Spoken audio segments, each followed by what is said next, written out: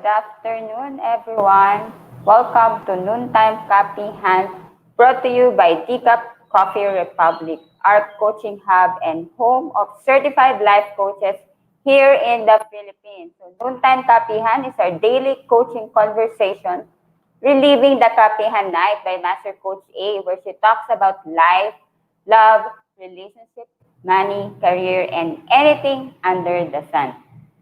Kapehan Night used to come in live on floor and via FB every Tuesday night until the pandemic happened. So I'm one of those watching that from Master Coach A. So we are bringing in Noontime Kapehan for a season only while Brewing Live is taking a quarter break. So let me take this moment to honor fellow coaches and entrepreneurs who served for 7 long months and fill the digital space with stuff with matters from September 2020 to March 2021. So thank you, fellow coaches and entrepreneurs. And watch out for our return of Brewing Live this coming July. Yan. So moving on, so for today's episode, I will be sharing with you is who is judging you. Yan. So live free from your self-judgment. So please do tag your friends and share this video link and invite others to join our conversation. So if you think this person needs this and bless them. So tag your friends and share this video link and invite others to join our conversation in your timeline or in your page or in your group. And if you are watching this on replay, so comment hashtag replay and send us message if you wish to connect with any points that resonates with you. Ayan.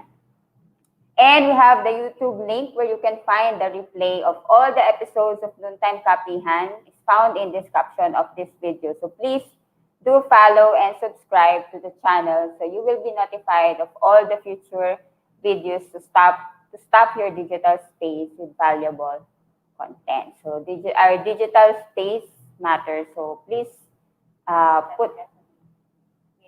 wait lang. And we have the YouTube link where you can find the replay of all the episodes. Sorry. So, yun. So, yun po. Ayan. So, hello, fellow coaches who are watching us right now. So, please do tag your friends on the comment below. And so, let me introduce myself for this digital space. If it's your first time to meet me, whether face-to-face conversation or watching me right now. So I am Coach Glacy. I am a life coach and a mental health coach from Life Coach Philippines. And I am also a Master Builder Apprentice of Master Coach A.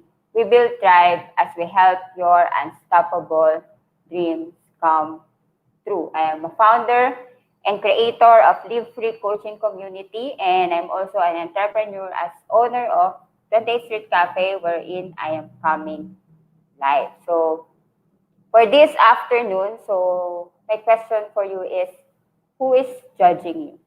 So I will be sharing with you how to live free from those your own judgment, your self-judgment. So ayan. So I have this question like when you wake up in the morning, so what is the first thing you do? So as you wake up in the morning, what is the first thing that you are doing? So please comment. So while I'm looking for your comments, what are your routines in the morning? So what are the first thing that you always do in the morning? Ayan. So hello, Coach Tin, Coach Phoebs, Coach Lynn. So ayan. Hello, Coach Beverly. So hope you're feeling more better for today. So thank you for joining me today.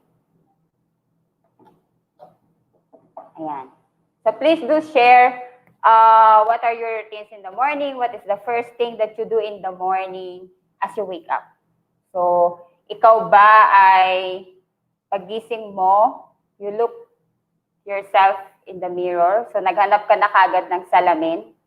And you want to look at yourself in the mirror before you go out of the room, before you do anything else? Is it the first thing that you do in the morning, or is it part of your routine in the morning? So What do you usually do in the morning, or what's the first thing that you check in the morning? So, ikaw ba ay nagsasalamin agad? So, and then when you face that mirror, so when you look yourself in the mirror, so ano yung first thing na notice mo to yourself? What is that first thing that you notice?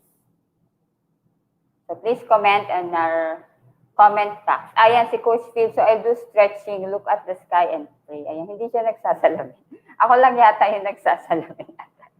Ayan, so what is the first thing? When you look in the mirror, so when you look in the mirror, what's the first thing that you notice? So, ano yung mga napapansin natin? So, we always notice yung may muta ba? May muta ba tayo? May eye bags ba? So yung may pimples, so nagkaroon ng pimples, kahapon wala. And so nangitim ka ba? So are you getting older with those ano yun? Wrinkles? So what are you noticing when you look in the mirror? Or are you noticing how beautiful are you, or how nice is your black hair? But what is it? What is it really you're noticing as the first when you look in the mirror? So who among you here is really, ang napapansin mo is yung mga pangit. Ang napapansin mo is yung mga flaws mo. Ang napapansin mo is yung hindi maganda. You are noticing those things and you are not really appreciating what you are seeing in the mirror, what you are seeing in front of you. So, who are connecting with me? So, please do comment po sa ating comment box if you are connecting with me right now. So, yun. So, ano ba nakikita mo when every time you look in the mirror? So, is it your flaws, or is it beautiful things that you have? Or what is beautiful in you? What is it that you are really appreciating? So now when you ask yourself, who is really judging you? Is it really other people is judging you, or is it really yourself judging you? So this time, so I want you to really reflect on all the situations in your life where you always think that people are judging you. But the question is, who is really judging you? So what are those instances, situation in your life na you have all this fear about what other people will think about you, or you have this fear of being judged. So when you are attended, or when you are to attend a party, so may mga tao doon, di ba? So what's the first thing that came to your mind? So what will I wear that other people will not judge me? What will I say so that other people will not judge me? Or when you are about to tell your ideas, to share your ideas in a meeting, so you're thinking, what will I say they will judge me, baka mali ito, so baka pagtawanan nila ako. Do you have all those questions or phrases in your mind as you have those events or situation in your life?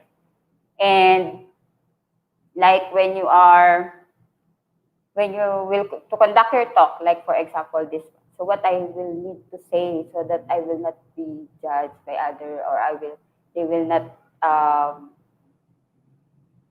not criticize my talk. Or when you do your FB live, when you're about to press that live, so what are those things that popping up in your mind as you do that, as you think of that fear of being judged, or as you think of that, what people might say about you? So oftentimes, that's what we are thinking. oftentimes we are thinking of other people might judge us, other people might say about this. They are looking at me. They are really seeing what are my flaws, what are my mistakes, what are my weaknesses. But really, is it really them or is it really you? So oftentimes we have that thought, but truth of the matter is it is really us. So for our number one, so live free from your self-judgment. So for number one, be aware of your self-judgment. So what are those things that oftentimes you thought people is thinking about you, you thought that people is saying about you, or what you are expecting people will say about you. So those fear of being judged is actually is your own self. So be aware of your own self judgment. So those that you are telling also to other people, or what you are thinking to other people when you observe, when you look at the other people and you have those assumptions on them and you have those thinking about them, that one is actually what you are telling also to yourself. So we are living in the world that is all a reflection of us. So it's not the people around us, but it is really us who is judging ourselves. And yeah, so those that so when you ponder on what I'm saying right now, so if you are to write really what what are those things that you are thinking about other people? What are those things that you are thinking that people are saying to you? Truth is, that's what you are telling to yourself. So be aware of your self-judgment. So ang example ko pa dyan is how are you really sure? So sure ka ba talaga that people are really talking about you, that people are really caring about you? So when you are saying that, baka pagtawanan nila ako, or baka kung ano isipin nila wag na lang. So baka pag nagsuot ako ng hikaw, baka sabihin nila ganyan. Diba? So are you really sure that people is really those things, or is it really you? Because actually it's really you. So ang example ko dyan is when you are looking on the photo. So any photo in the whether it's soft copy in the Facebook and Instagram, or before on when we were high school, so nung time ko, di ba, we have that hard copy of photo. Who are you really noticing on the photo? Are you really looking to them, or you are really only looking to yourself? Diba? So on that photo, when you look, you only look to yourself. You don't care of other people, how they look like on that photo. You only care how you are look like. How do you look like on the photo? Maganda ka ba dun sa photo? Maayos ba yung buhok mo sa photo? Or nakangiti ka ba? Or baka nakapikit ka? Diba? So think about that. So if you are you yourself, you only like noticing yourself or giving that attention to yourself. So most likely that other people is also looking to themselves and not you. So those assumptions you are telling to yourself, those expectations you have, thinking that people may think this, blah, blah, blah, blah, blah, those are actually not true.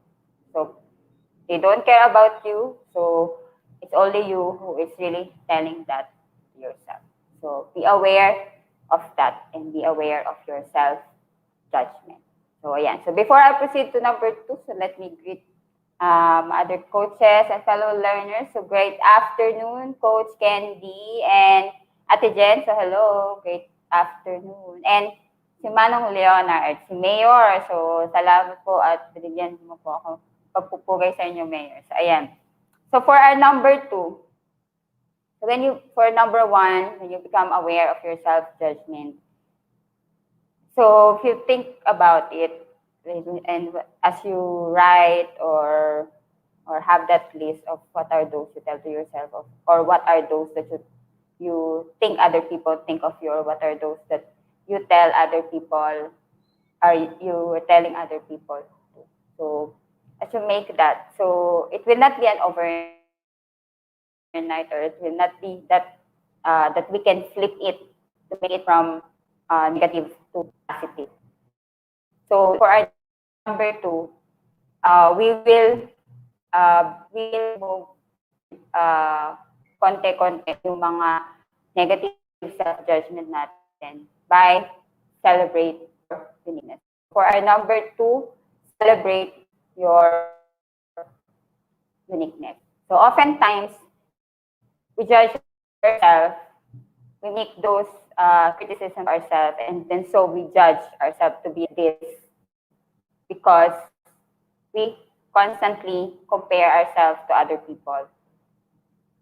But when you celebrate your uniqueness, so you will not really look at other people, you will only look to yourself and how beautiful you are, how uniquely beautiful you are. What is your own beauty? What is your own what are your own unique gifts? So celebrate your uniqueness because you are unique. God made us unique so that we can really shine from who we really are. So what are those uniqueness in you that you are very proud of? So is it maybe you are in the crowd of lahat sila maputi, so ikaw lang maitim. So celebrate that uniqueness because you are unique and you are beautifully unique. So so when we are comparing ourselves, we always look that the other people, what other people have is more beautiful that you have, or better than what you have.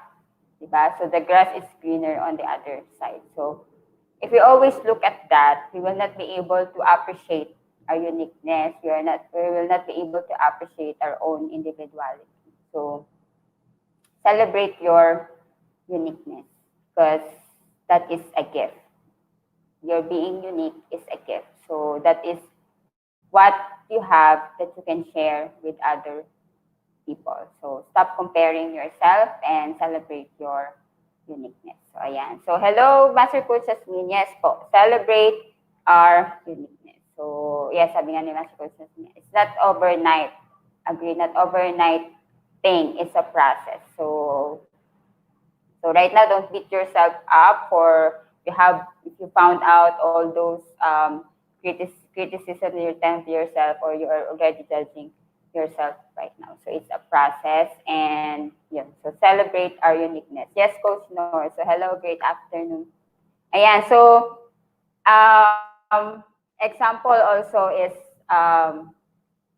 when we have this MBA class, so we are telling that you feel that you are being misfit on the norms, on what is really normal, on how the world is expecting you to act. That is the norms, diba? So you may feel that you are misfit, that being misfit is a gift, and that being misfit is an opportunity for you to break through. That being misfit is opportunity for you to create your own mold, or you become a mold. Diba? So, but we really celebrate our uniqueness here, and we don't look in the norm, and we don't compare ourselves. So celebrate our uniqueness, your uniqueness. Then for our number 3, ayan. So when we have that mistake, when you did that mistake, so affected na yung future mo, affected na yung next step sa'yo. So for our number 3, accept your mistakes. So what are those mistakes you did in the past that coming from that, you already judged yourself as like this? You just make some small error in math. For example, you have that exam that mababa yung score mo. You get that low score. And then you already judge yourself that you cannot be an engineer because you have that low score on that particular exam in math. So you judge yourself that you cannot become an engineer, and so you get other course because of that. But you really want to be an engineer.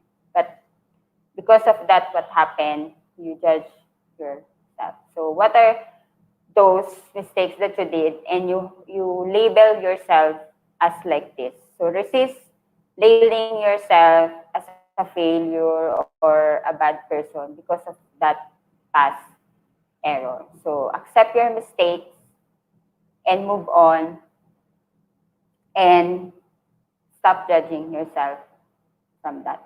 So when you accept your mistakes, you will embrace yourself, and you will not really judge yourself. So accept your mistakes and learn from it and move on. So as you learn from it, you don't need to really repeat it on your mind, and you don't need to really be stuck on that, and then from there on, you start judging yourself that you cannot become like this. Your future has been affected na because of that mistake that you are not accepting. So accept your mistakes, learn from it, and move on. So that's for our number 3. Ayan. So last for our number 4. So I have only 4. And for our 4th one is acknowledge your needs.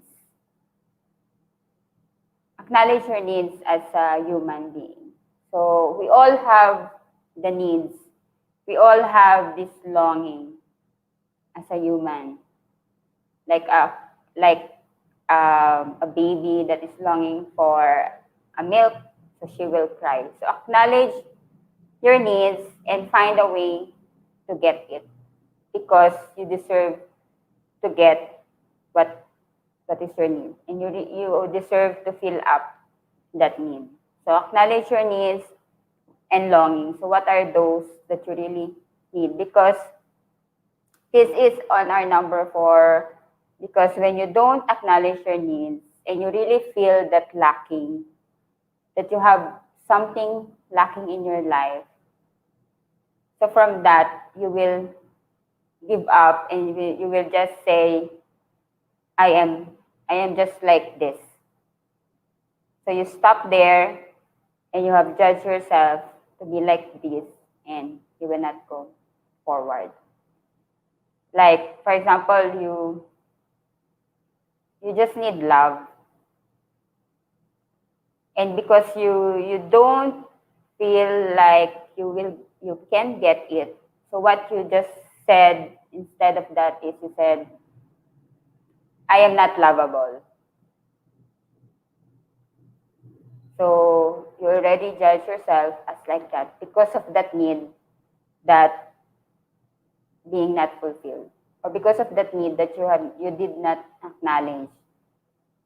And also when you said, I am not accepted, people cannot accept me. But what you really need is, you need that acceptance. But you just take that self-judgment because you don't feel that need. Acknowledge your needs and know that it can be filled up. Be in a space that you will not feel lacking. If you are in your space right now that you feel that your needs will not be fulfilled by that space, find that space that will fulfill your needs by starting to acknowledge your needs. So if you want love, if you want that acceptance, and you feel that your space is not able to give it. So look for that space, because that's what I did. I feel that on my space, I'm not being loved, I'm not being accepted. Until I finally found the space that where I feel that I'm loved and I'm accepted. And that is on our coaching community. So ayan. So hello, fellow gaming.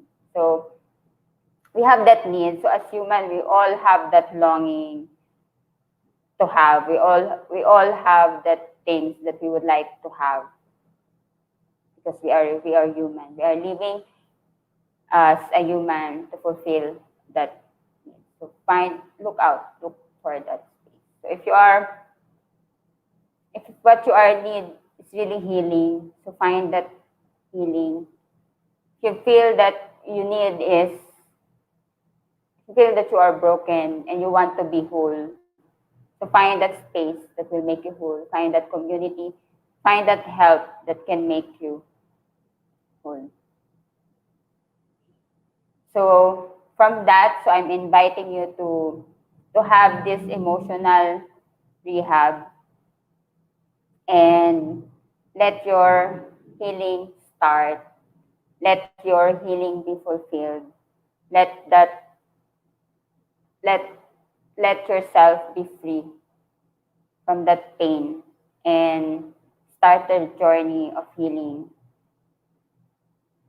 from your pain. So we have this emotional rehab. So if you're interested and this is your need right now to be healed, so please connect with me at 0998-977-1223.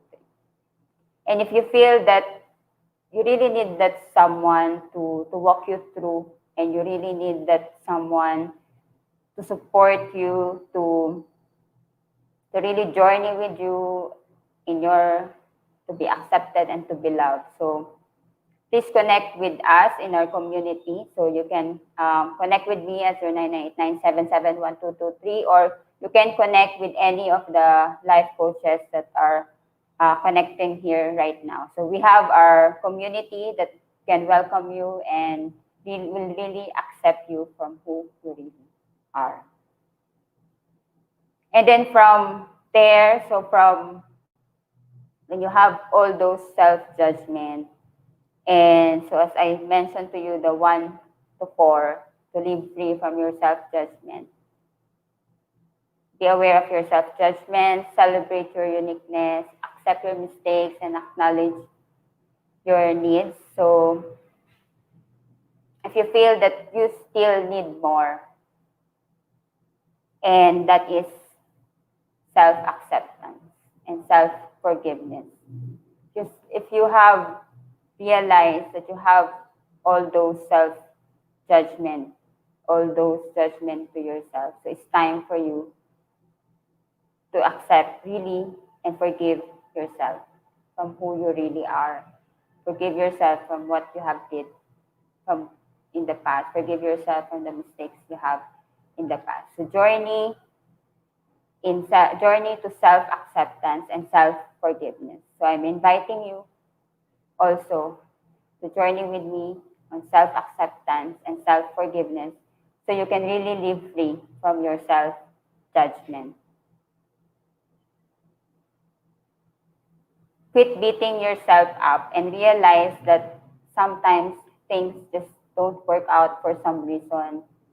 Sometimes you mess up, and that's okay. And it doesn't mean you are not good enough. It doesn't mean that you are not smart enough. And it doesn't mean that you are not giving your best. So bring more grace to yourself right now and allow yourself to shine and accept who you are. Allow the people around you to really love you as who you are, and not as how you would like people see you. And that fear, be free from that fear of judgment, because it's only you who is judging yourself. So now, as you look at the mirror, when first thing in the morning, when you look in the mirror, appreciate the person in front of you, the beautiful creation that God has wonderfully made. give that person in front of you a chance to be who she can be, and let people love him from who he really is. So thank you for joining me today. And as I close, I invite you to be back tomorrow, same time and same digital space. So for Coach Lynn, and her topic is from dreaming to doing. So how to turn my dreams into reality. So stay tuned tomorrow. So see you tomorrow, and love, boom, love, boom. Bye.